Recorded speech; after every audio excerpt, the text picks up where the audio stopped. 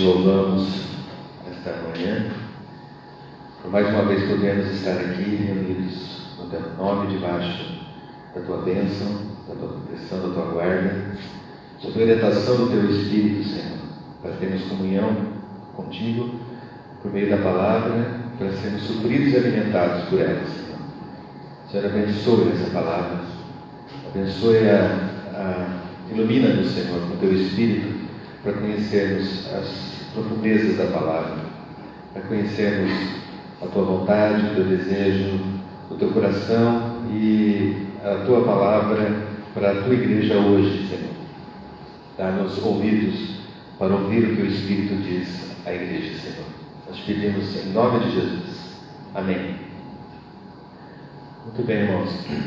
Nós estamos então chegando na conclusão do estudo das 7 cartas de Apocalipse. Estamos na última carta à igreja em Laodiceia. Dando continuidade na nossa sequência, mostrando sempre, irmãos, que os aspectos relacionados aos assuntos abordados em todas as cartas são assuntos que dizem respeito à igreja naquela época e também dizem respeito a sua colocação dentro da linha do tempo e de toda a história da igreja, desde que ela se iniciou com a ressurreição do Senhor até a sua volta, e também a sua aplicação prática para os assuntos relacionados à igreja nos dias atuais. Então sempre nós vamos estar sempre abordamos ao longo desses dias que estudamos as cartas anteriores, esses 3 aspectos, e hoje não vai ser diferente. Nós precisamos contextualizar as coisas, precisamos compreender onde que ela se encaixa dentro do tempo e precisamos compreender o que ela nos ensina para nós hoje, ok?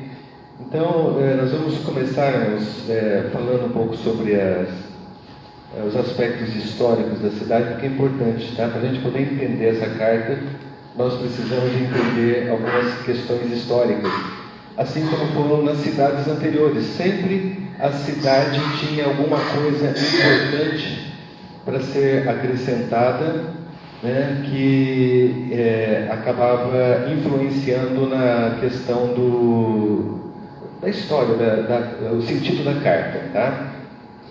Bom, então, irmãos, eu queria falar primeiramente, para a gente poder entender Laodiceia. Ela está dentro de um contexto de 3 cidades irmãs, tá? É uma coisa muito interessante. Quando se fala em Laodiceia, na verdade nós falamos de Laodiceia, falamos de Colossos e falamos de Hierápolis. Vocês já ouviram falar de Hierápolis? Não?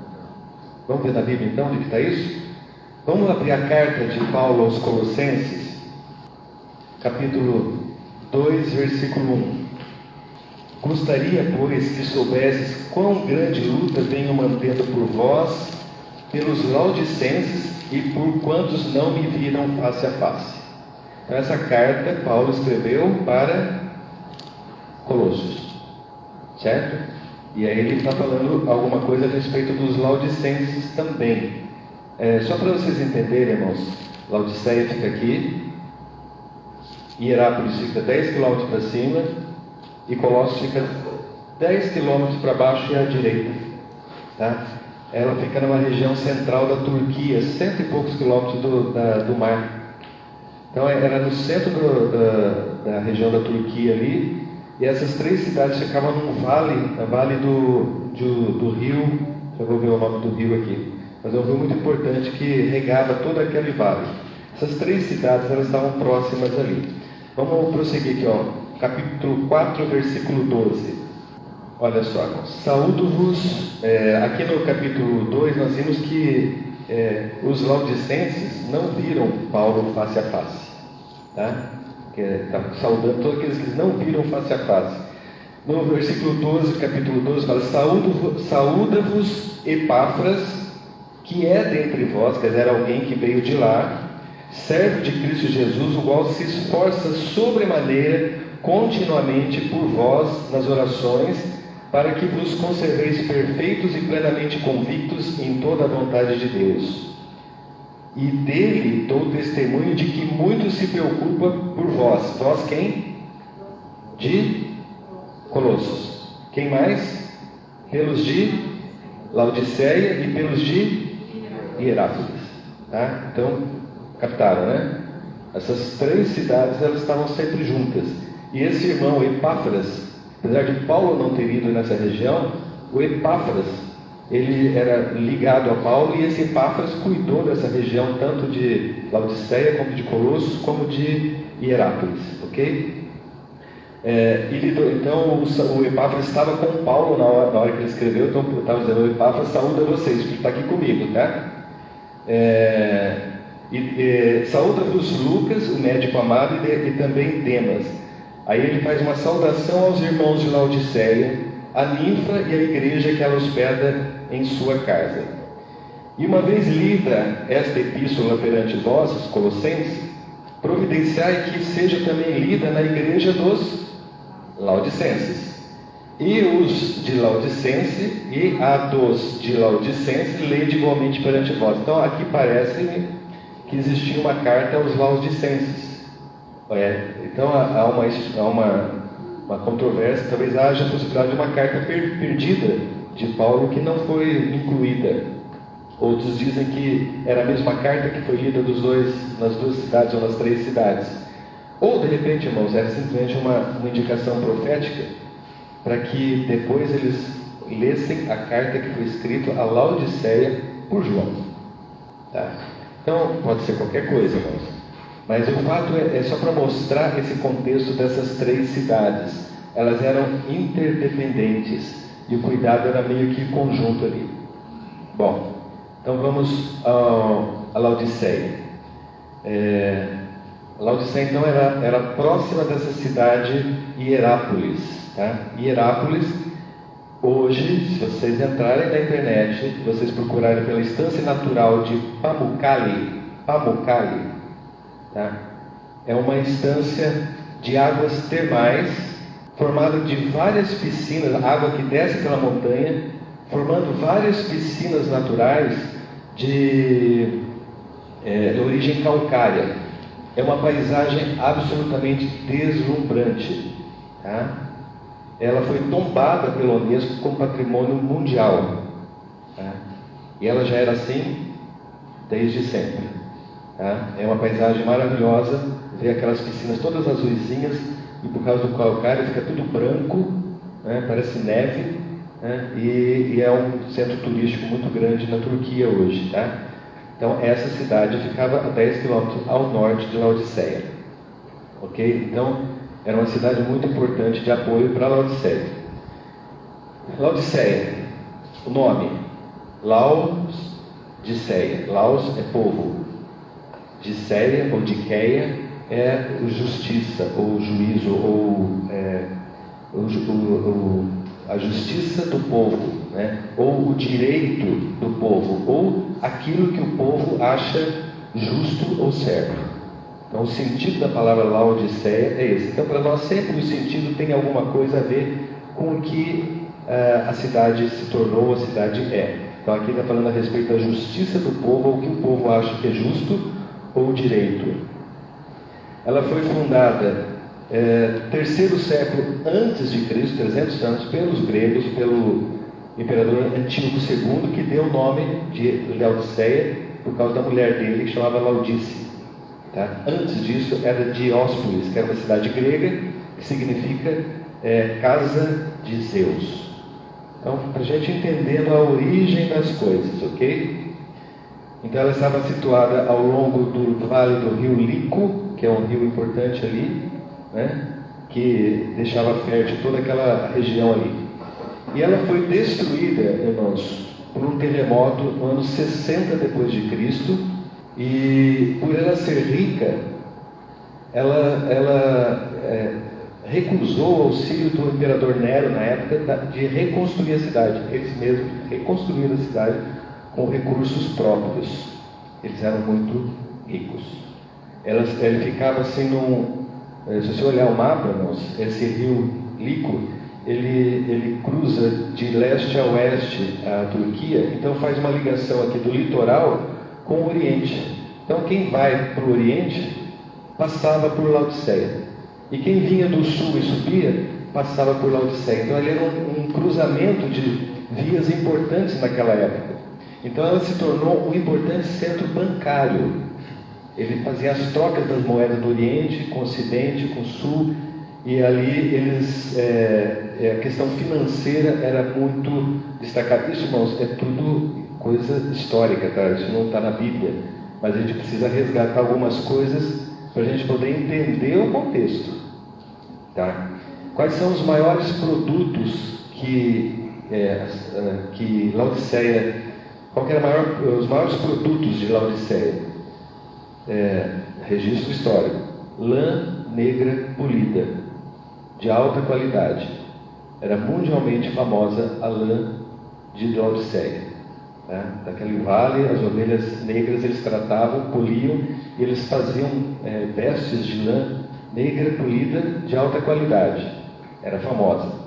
Outra coisa que historicamente foi registrado é que a escola, em Laodiceia existia uma escola de medicina, né? E uma das coisas mais populares que eles desenvolveram foi uma pomada, que era conhecida como pó frígio, que era para passar nos olhos, tá?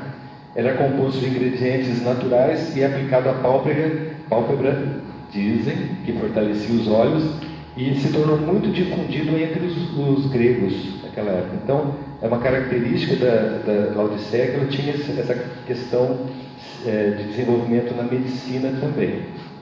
Ok? Mas Laodiceia tinha um problema. Se vocês olharem no mapa, observarem, Laodiceia fica num chapadão elevado, tá? Então o vale está aqui embaixo, ela fica num chapadão elevado. E esse chapadão elevado, ela não tinha suprimento permanente de água, porque ele estava no alto, e ali a água não tinha água, né? Então ela precisava de buscar alguma maneira de trazer água para essa cidade. E a maneira como eles fizeram é que precisavam captar água, e basicamente de duas fontes. Uma fonte, obviamente, era de Hierápolis, tá? Então existem hoje resquícios lá das escavações que mostram o aqueduto que levava a água para Laodiceia. E outros também que vinha de Colossos, né? Colossos tinha uma outra característica completamente diferente de Hierápolis. Colossos era abastecida, tem muitos riachos em Colossos que são abastecidos pela água de gelo. Ele fica próximo da montanha. Então tem muitos riachos, e até hoje existem córregos de água fria. É água fresca que vem do degelo. Então, só para os irmãos entenderem, Laodiceia estava entre um lugar que produzia água quente e outro lugar que produzia água fria. E essa água, principalmente a de Hierápolis, é que abastecia a Laodiceia. Então aquela água que saía quente, ela chegava morna, tá? E também nos estudos, nas escavações, eles viram que a tubulação que trazia essa água estava cheia de sedimento, porque era água calcária, então tinha muito mineral nessa água. Então provavelmente não era a melhor das águas de se tomar, tá? Então imagina uma água com sabor esquisito e quente. Dá vontade de ir? É isso mesmo. É muito vontade de vomitar, né? Essa é a questão. Irmãos, olha só que curioso, tá? Não é nada por acaso. Então, provavelmente eles tinham essa dificuldade com relação à água, tá? Então, irmãos, dado essa introdução, né, vocês conseguiram visualizar então Laodiceia, né, no mapa, né, a dependência dela de Hierápolis, que tinha água quente, de Colossos, que tinha água fria. Então agora, irmãos, com essa visão nós vamos ler o texto, tá? E aí nós vamos começar a entender muito mais o que esse texto quer dizer, ok? Então vamos lá para Apocalipse, capítulo 3, versículo 14 ao 22. Ao anjo da igreja em Laodiceia escreve: essas coisas diz o Amém, a testemunha fiel, a verdadeira, o princípio da criação de Deus. Eu conheço as tuas obras, que nem és frio nem quente. Quem dera fosses frio ou quente. Assim, porque és morno e nem és quente nem frio, estou a ponto de vomitar-te da minha boca. Pois dizes: estou rico e abastado, e não preciso de coisa alguma, nem sabes que tu és infeliz, sim, miserável, pobre, cego e nu. Aconselho-te que de mim compres ouro refinado pelo fogo, para te enriqueceres, vestiduras brancas para te vestires, a fim de que não seja manifestada a vergonha da tua nudez, e colírio para ungires os olhos, a fim de que vejas. Eu repreendo e disciplino a quanto amo. Sê, pois, zeloso e arrepende-te. Eis que estou à porta e bato. Se alguém ouvir a minha voz e abrir a porta, entrarei em sua casa e cearei com ele e ele comigo. Ao vencedor dar-lhe-ei sentar-se comigo no meu trono, assim como também eu venci e me sentei com o meu Pai no seu trono. Quem tem ouvidos, ouça o que o Espírito diz às igrejas. Os irmãos já começaram a sentir o significado dessa carta para os Laodicenses, não é? Então nós vamos entrar um pouquinho mais nessas questões, né, irmãos? Vamos começar no versículo 14. O anjo da igreja de Laodiceia escreve: essas coisas diz o Amém. É interessante que essa carta, ela é a última carta, né? O Senhor falou às 7 igrejas, e nessas 7 igrejas houve uma completude do falar de Deus. Ele falou tudo que tinha que falar para todas as igrejas, em todas as eras, até o Amém. Então essa carta, ela realmente vem finalizar. Se você olhar os améns, né, toda honra e toda glória, você está nos seus séculos e séculos, Amém, né? Então todas as orações na Bíblia, ela termina com um Amém, né? Então aqui também a fala do Senhor para as igrejas termina com Amém, mostrando que aqui terminou, não tem mais uma igreja para frente, não tem mais uma era para frente, tá? Quando nós olhamos a questão da linha do tempo, e nós distribuímos as cartas ao longo do tempo, então a Laodiceia é a última, acabou. Então isso é uma coisa importante, irmãos, porque nós vivemos os últimos tempos.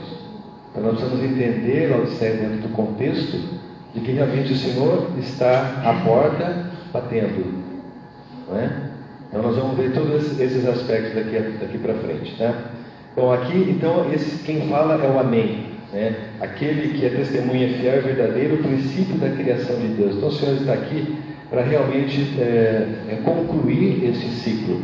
E depois das 7 cartas, irmãos, começa realmente as visões das coisas que hão de acontecer. Então aqui termina a preparação, né, para nós podermos compreender o que vem a seguir, ok? Então que isso fique no nosso coração, tá?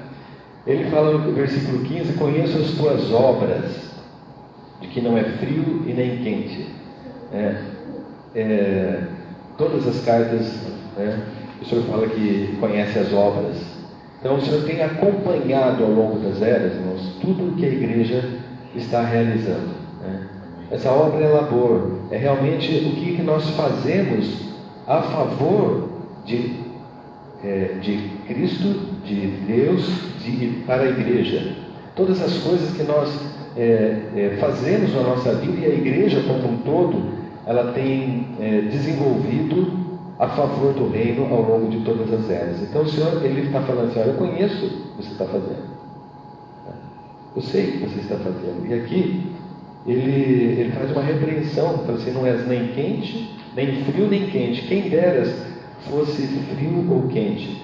Eu quero fazer um parênteses aqui, irmão, que esse texto muitas vezes ele é interpretado de maneira equivocada, dizendo como se estivéssemos fazendo uma medição da temperatura espiritual. Tá? O senhor não é quente ou você é frio? Você tem que ser quente ou tem que ser frio? Nós sempre pensamos, nós temos que ser quentes, não podemos ser frios, né? Mas não é isso que ele está falando aqui, irmãos. Não é uma medição, porque se fosse isso, irmãos, se o bom seria ser quente, ser frio é pior do que morno. Vocês concordam? Tá, então não é isso. Nós não estamos falando de medir temperatura. Tá? Tanto é que essa palavra, quem deras, ophelon, né? Ophelon, ela é usada para expressar um desejo presente. Eu gostaria que vocês fossem. Eu gostaria que vocês fossem frios ou fossem quentes. Tá? Então o Senhor queria que fossem duas coisas. Que fossem frios e for quentes. Então, se nós entendemos dentro desse contexto que nós estamos vendo, a questão da água que chega em Laodiceia, tinha duas águas. Uma água que era medicinal, né, que as pessoas iam para essas termas para recuperar a saúde. Até hoje as pessoas vão em termas que as águas são sulfurosas, que as águas têm esses produtos minerais, né, para buscar saúde. Então isso já acontecia no passado. Então as águas termais de Herápolis eram medicinais, eram procuradas por causa disso. E as águas frias de Colossos era uma água de refrigério, uma água para... Pensa, irmãos, no Oriente Médio, o que significa uma água fresca? Eu quero que vocês abram em Mateus 10, 42. Aqui o Senhor está falando de algumas recompensas, né? E quem der de beber, ainda que seja um copo de água fria, a um desses pequeninos, por ser meu discípulo, em verdade vos digo que de modo algum perderá o seu galardão. É interessante ele fazer essa afirmação, um copo de água fria. Tá? Essa palavra frio aqui é a mesma palavra usada quem dera fosse frios. Tá? Então, no sentido de que trazer refrigério. Né? Quando a gente olha, por exemplo, o Salmo 23, né, que fala: Senhor é meu pastor, nada me faltará, me faz deitar, guia-me pelas veredas da justiça, ainda que eu ande pelo vale...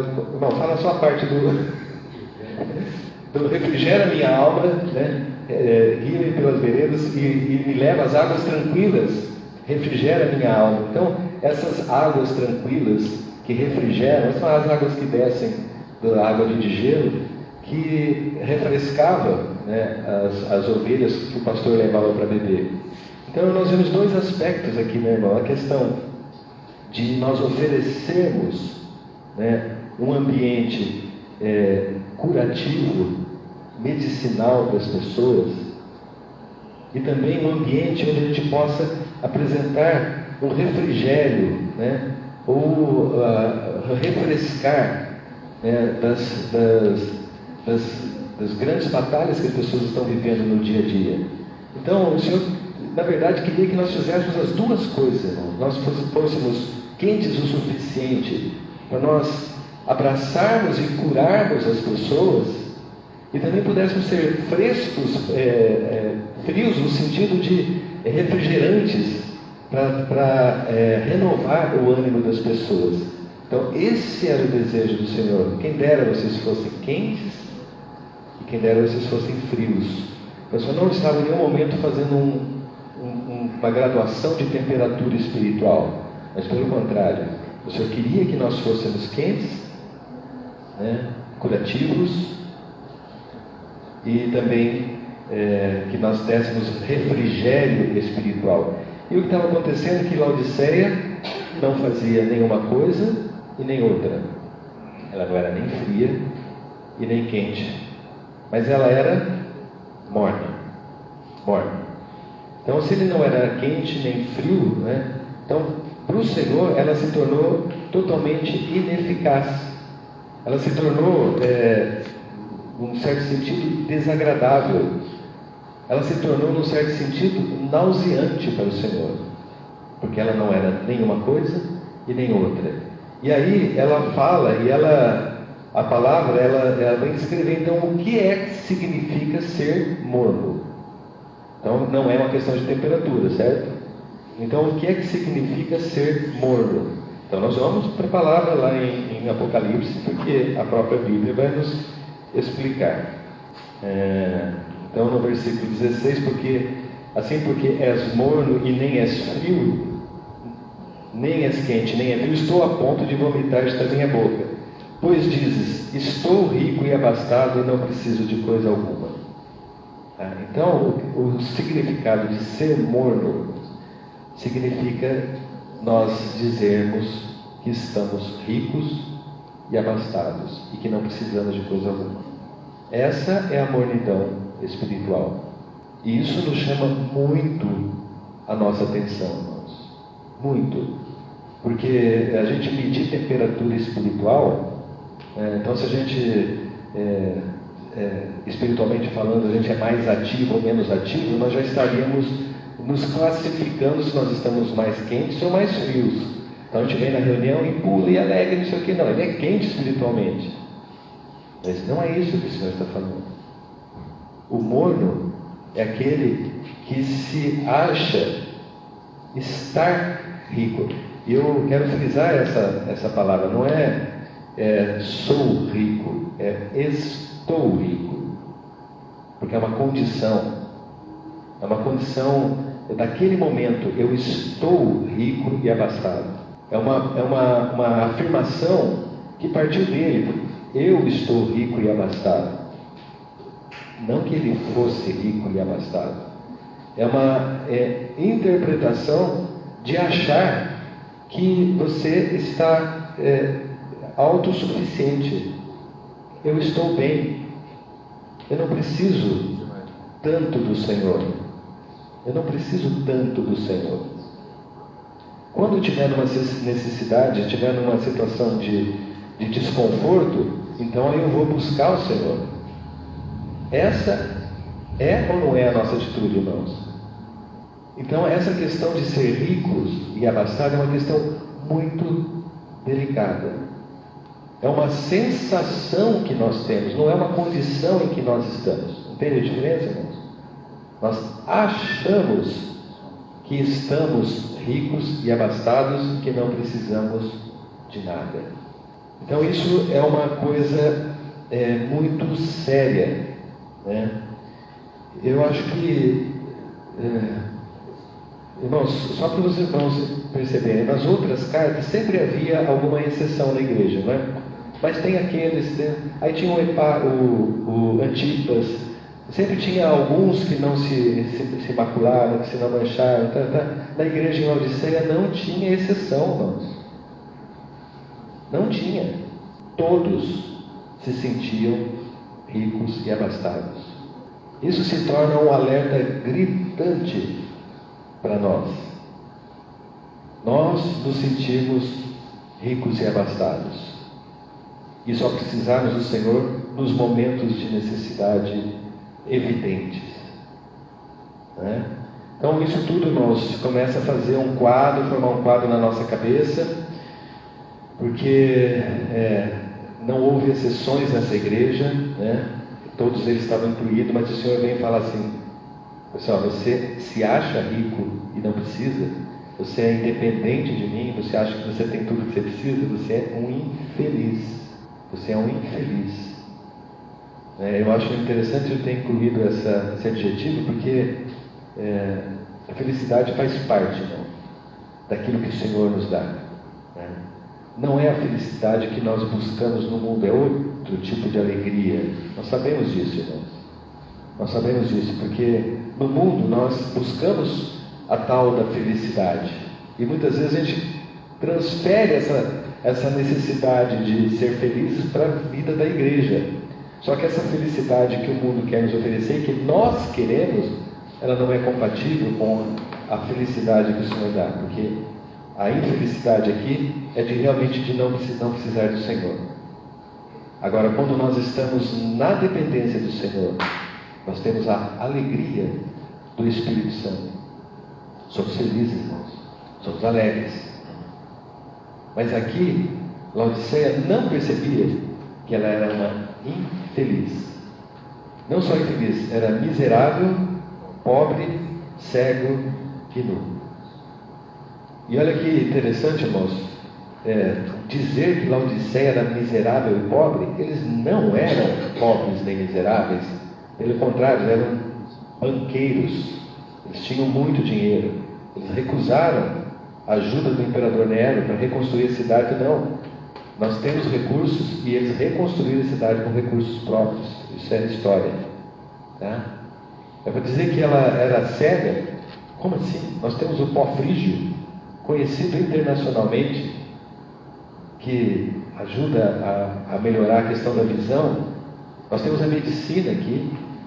Mas vocês são nus. Como nus? Eu produzo a melhor lã negra, brilhante, lustrada do mercado. Exporto para todos os países. É o que eles tinham, não era o que eles faziam.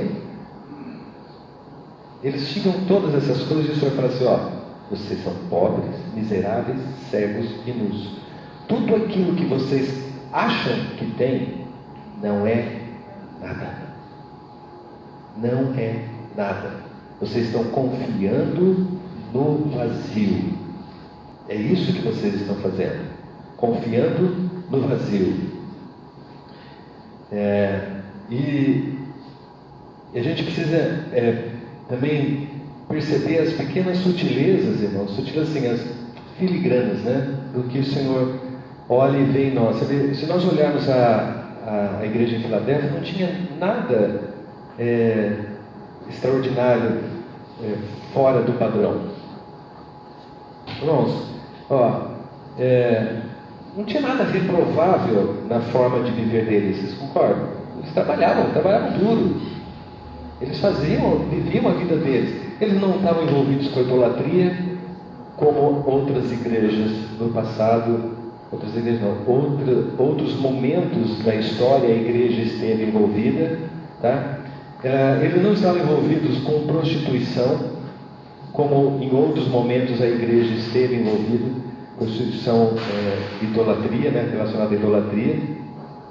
Eles não tinham mais problema com a doutrina de Balaão, os ensinamentos dos nicolaítas. Não tinha mais esse problema. Não tinha nenhum pecado grosseiro que pudesse falar assim: essa igreja está reprovada por causa disso. Eles eram normais, aceitáveis, acima de qualquer suspeita, trabalhadores, honestos, mas eles se achavam que eles estavam ricos e não precisavam de nada. Então, essa é a grande advertência de Laodiceia. Nós acharmos que porque nós não temos nenhum pecado grosseiro, nós somos aceitáveis diante do Senhor. Porque nós estamos simplesmente vivendo a vida como ela se apresenta a nós.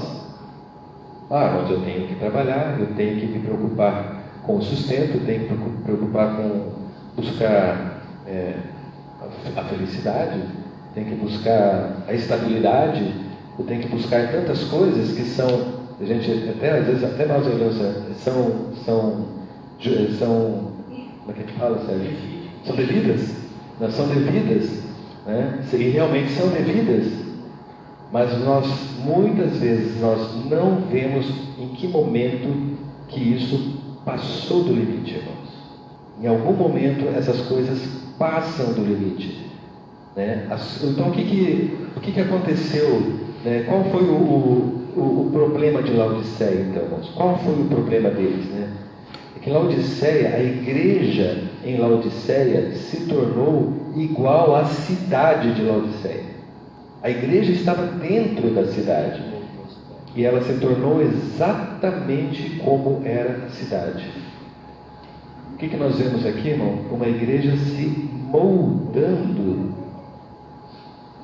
a uma questão do mundo, se moldando à situação, se moldando ao presente século, se moldando, se ajustando à demanda do mundo, se alinhando nas exigências que o mundo faz, cedendo, essa talvez seja a melhor, cedendo, irmãos, cedendo ao sistema. Não tinha em Laodiceia um Antipas que levantava no meio da congregação e falava assim: irmãos, isso está errado, irmãos, nós não podemos fazer isso. Não tinha um Antipas, não tinha nenhuma exceção lá. Todos concordavam que aquela situação era a situação normal. Isso não é grave, irmãos? É uma grande advertência para nós. Antes tivéssemos um Antipas gritando no meio de nós, para gente, presta atenção, vocês estão exagerando, vocês estão indo demais, estão se deixando levar de maneira descontrolada, sem sabedoria, sem equilíbrio. Então, irmãos, o que aconteceu? Ela se conformou ao presente século. E hoje, irmãos, o que nós estamos dizendo? Que nós também estamos ricos e abastados e não precisamos de nada. Nós temos tanta coisa, Nós temos, na nossa era, temos a ciência a nosso favor. Nós confiamos na ciência. Está errado? Não está errado. Nós temos que confiar na ciência. Nós temos a tecnologia.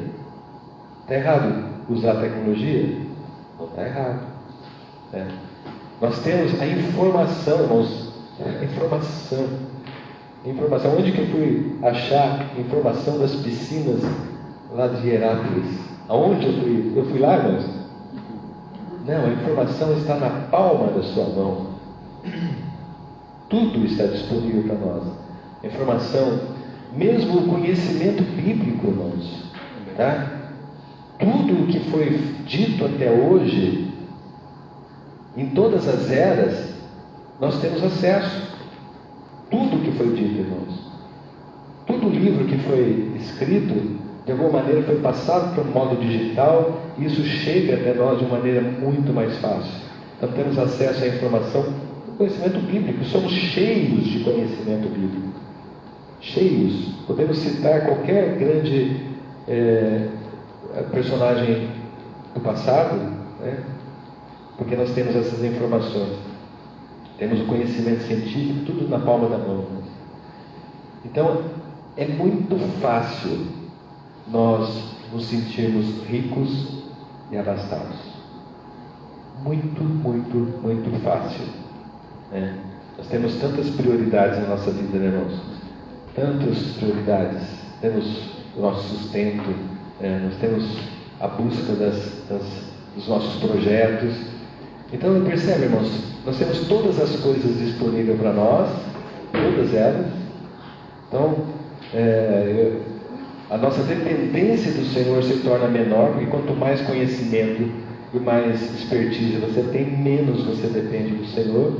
Você elege tantas coisas como prioridade na sua vida, porque são devidas, você tem que ir atrás disso, e nós perdemos o foco, nós perdemos a visão. Nós não enxergamos mais quem nós somos, aonde nós estamos e por que nós estamos aqui. É muito fácil, irmãos. Muito fácil. A igreja, ela realmente, se nós olharmos no contexto geral, irmãos, nós vamos ver que a igreja se conformou ao presente século. Ela se ajustou, se amoldou, se conformou às exigências do sistema. E nós precisamos, irmãos, realmente de uma revelação do Espírito Santo, irmãos, para nós vermos exatamente aonde nós estamos errando, aonde nós estamos pecando. Então, irmãos, vendo esses assuntos que foram abordados dentro da igreja em Laodiceia, a gente consegue compreender então a questão da linha do tempo, Nós vemos lá no início repassando Efésios, né, a carta da igreja de Efésios, representando lá o primeiro século, né, as dificuldades que ela tinha, o primeiro amor, né. Vemos depois, já no segundo, terceiro século, eu sempre vou dizer o seguinte: é a igreja passando por esses momentos, tá?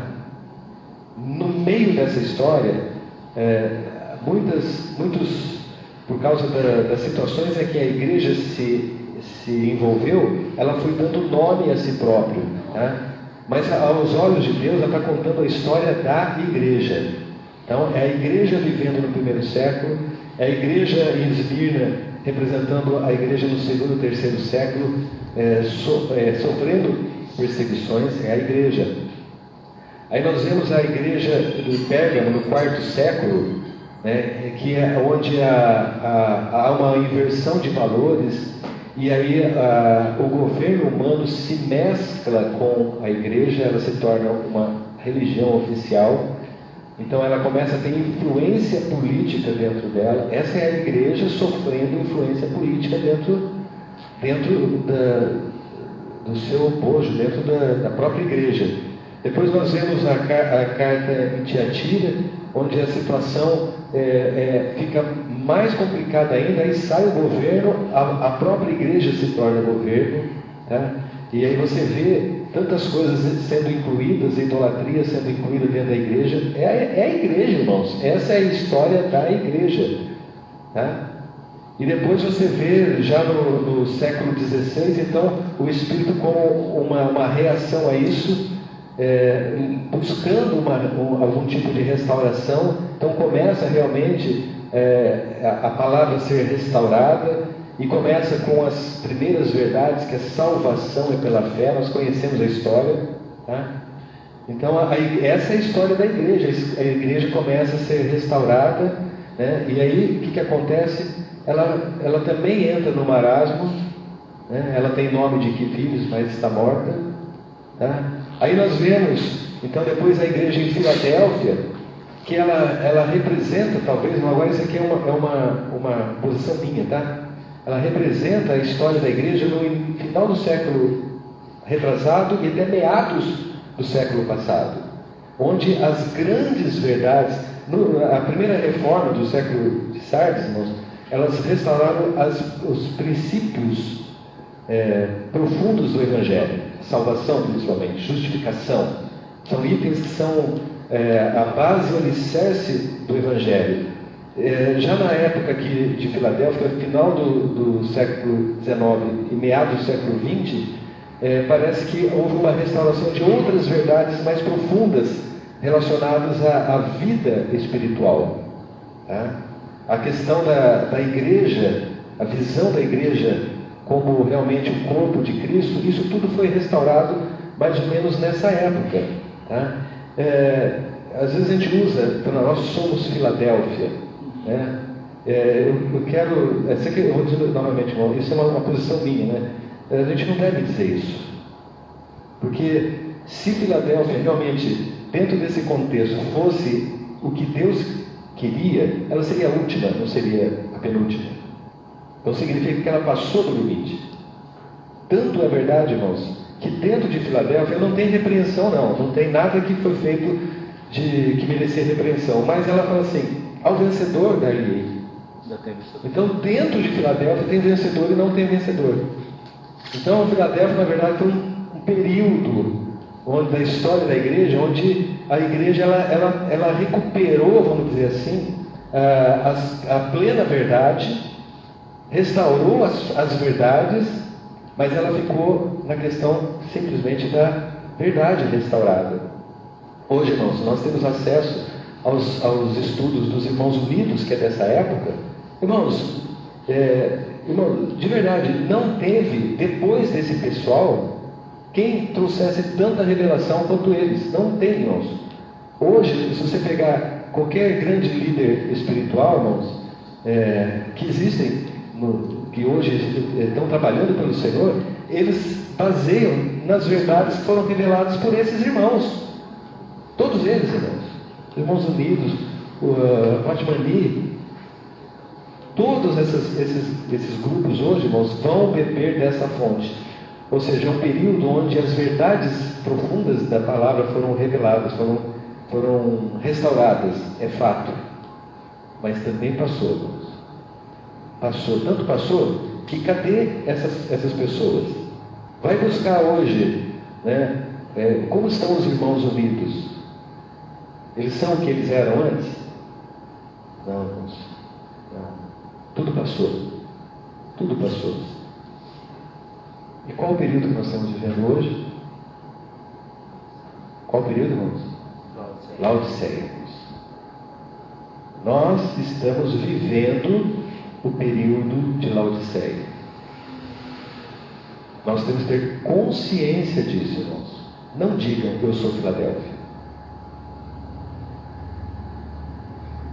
Nós estamos vivendo o período de Laodiceia.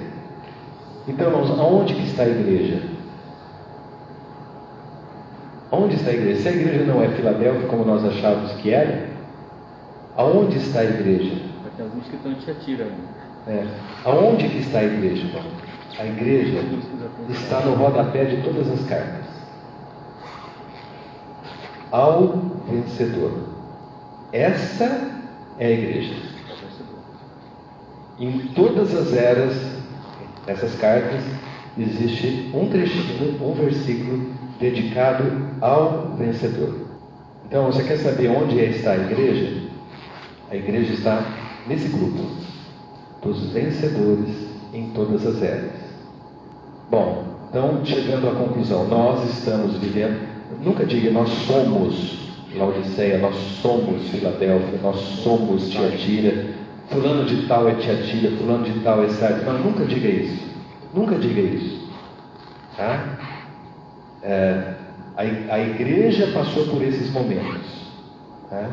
Então nós estamos passando pelo momento de Laodiceia. Nós somos simplesmente a igreja. Tá? E se nós queremos ser a igreja vencedora, nós precisamos ser os vencedores. Então, o que nós temos para hoje? O que nós temos para hoje? As recomendações do Senhor. Então vamos a elas. Amém. As recomendações. Prestou atenção? Se você está se sentindo rico e não necessita de coisa alguma, falou: eu aconselho vocês. Aí o Senhor faz um conselho para nós. Eu aconselho que de mim compre. Tá? Então, irmãos, conselho de mim compre. Só nessa frase tem 3 coisas aqui, né? O Senhor está nos exortando com amor. Quando você dá um conselho, você não está mandando, não está obrigando, você está aconselhando. Então, fica a dica.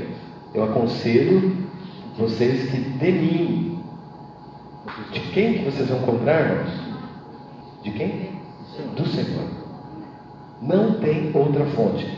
E a terceira palavra aqui: compre. Comprar significa pagar o preço. Então, o que o Senhor precisa nos dar para nós sairmos da condição de Laodiceia não vem de graça, não cai do céu.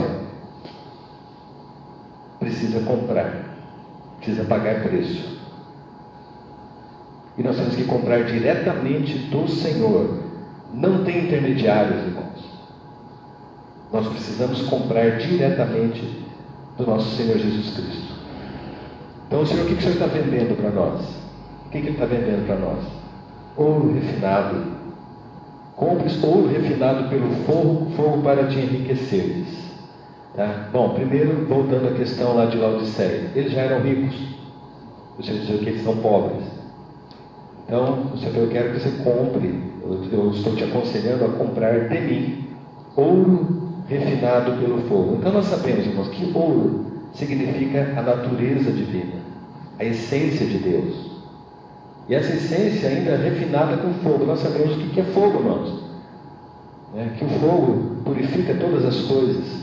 Então, irmãos, o Senhor está sugerindo para nós, de maneira muito amável, Que a gente pague o preço para buscar a pessoa do Senhor, buscar a vida de Deus, a natureza divina, que vai nos suprir, que vai nos enriquecer, que vai realmente, irmãos, nos trazer plenos daquilo que nós achamos que nós temos, e nós não temos nada. Essa é a verdadeira riqueza. Esse é o verdadeiro tesouro que vale a pena nós pagarmos o preço. A vida de Deus em nós, que passou pelo fogo. Tanto o Senhor passou, como nós também diariamente estamos passando. Precisamos permitir o passar pelo fogo para purificar a vida de Deus que está em nós, para que não haja nenhum tipo de mistura. Então, o primeiro aspecto, irmãos, comprar o ouro refinado. O segundo, compres de mim vestiduras brancas para te vestires, a fim de que não seja manifesta a vergonha da tua nudez. Os Laodicenses, eles tinham a melhor veste, lã negra polida. O Senhor fala aqui uma veste branca, e aqui as vestes está relacionado à justificação. Nós sabemos a questão das vestes. O Senhor vem nos justificar. Quem que é a veste branca em nós, irmãos? É o próprio Senhor. E andar com vestes brancas significa ter uma conduta, irmãos, que expressa Cristo na nossa vida. Então, o Senhor sendo a nossa justiça, o Senhor sendo aquele que nos justifica objetivamente e subjetivamente, diariamente, no nosso andar. Então, também nós precisamos pagar um preço para nós termos as vestes brancas, sermos justificados pelo Senhor. Isso demanda custo na nossa vida, irmãos. Largar aquilo que nos contamina, largar aquilo que atrapalha a expressão de Cristo na nossa vida. Quantas vezes na nossa vida nós expressamos nós mesmos antes de expressar Cristo? Quantas vezes, irmãos? Quantas e quantas vezes a primeira coisa que as pessoas veem é o nosso ego, é o nosso jeito de ser. Nós não somos cobertos com essa justiça, essa veste branca que são a justificação do Senhor de maneira subjetiva. E o terceiro aspecto, irmãos, que compres do Senhor o colírio para ungir os olhos a fim de que vejas. Na Laodiceia tinha a pomadinha deles. Eles achavam que estavam enxergando tudo. Nós temos que pagar o preço, irmãos. Colírio para ungir está relacionado ao Espírito Santo. Então, o Senhor também está nos dizendo que nós precisamos buscar, pagar o preço, para que nós possamos ter a revelação do Espírito Santo na nossa vida. O Espírito foi nos dado justamente para isso, nos ensinar todas as coisas, nos mostrar, nos fazer lembrar, nos consolar. Mas nós precisamos pagar um preço também, irmãos, porque a palavra fala assim: não entristeçais o Espírito.